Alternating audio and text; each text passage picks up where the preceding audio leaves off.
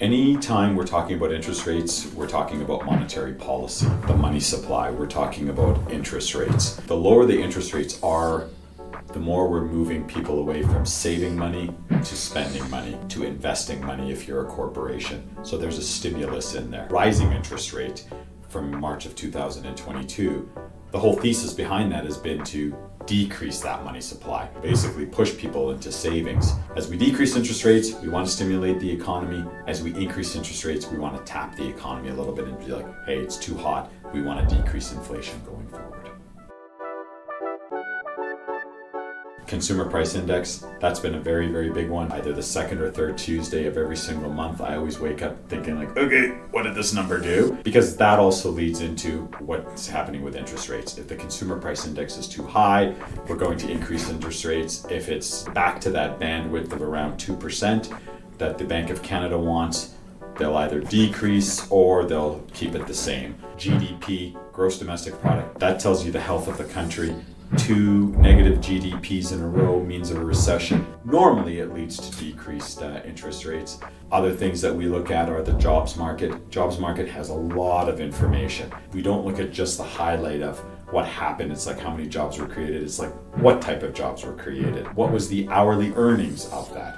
What is the employment participation rates? For the average investor, that's a lot of information that you can, sink your teeth in. Things that we look at here, house sales, real estate prices. You can look at a whole host of things from manufacturing index, confidence indexes, inflation expectation indexes. There is a ton of information out there, but probably the first three, GDP, CPI, and jobs reports, that's a very, very robust amount of information.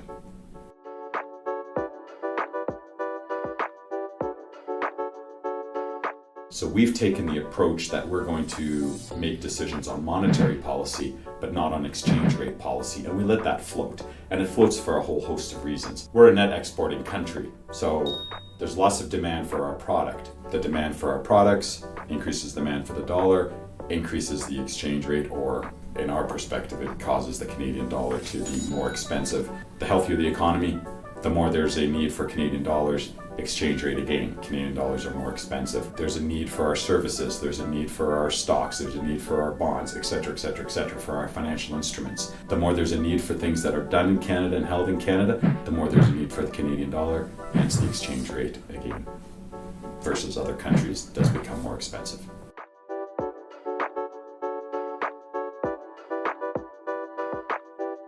If you want to sell Canadian oil and gas, you do not sell it for euros or British pounds or US dollars. You actually have to go and you exchange those euros, US dollars, British pounds for Canadian dollars to purchase our product. We're the largest net exports that we have are oil and gas products. As there's a rise in the demand for that, there's more demand for the Canadian dollar. It just causes the exchange rate to become a little bit more expensive.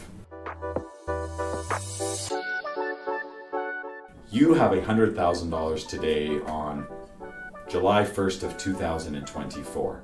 Having $100,000 today is worth more than if I gave you a $100,000 check on July 1st of 2025.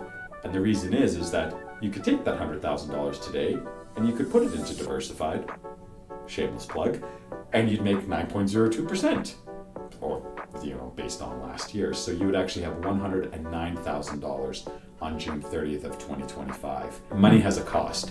If I give it to you today, you can invest it, and you're making some, if you plug into diversified, you're gonna make a good rate of return. Just saying.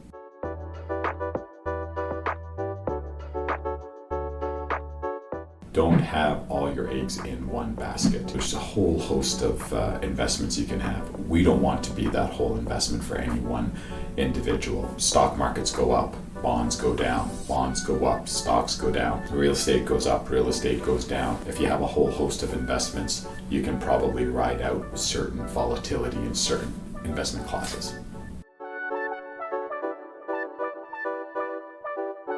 You asked a question earlier about some of the things that we do look at and some of the indicators that we look at. We lend against real estate, so we're very in tune with the real estate market. Interest rates are low, the cost of borrowing is low, people can borrow more, their income goes further. Hence, it drives up real estate. Interest rates are really high. Well, it's taking too much of your paycheck to pay for that interest component. All of a sudden, there's less borrowers at that level.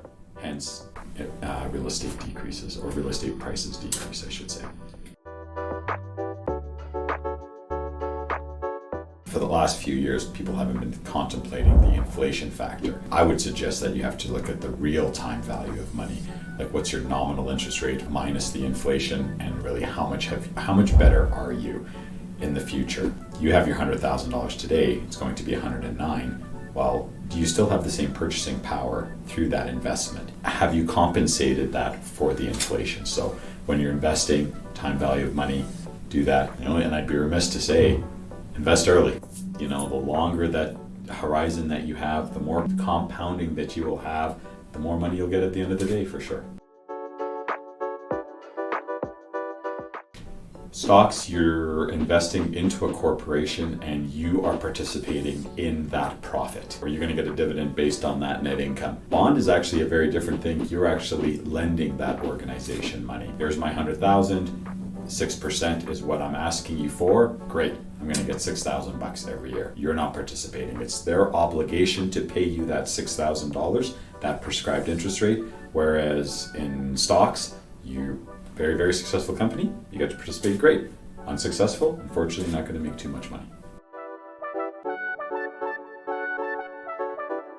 Not everything is going to be volatile all at once. There will always be volatility in some segment of investing. But if you have a very, very well balanced portfolio over the long run, you will have a decent rate of return. And again, I'd be remiss not to say, it's like you got to diversify. And of course, you got to be patient.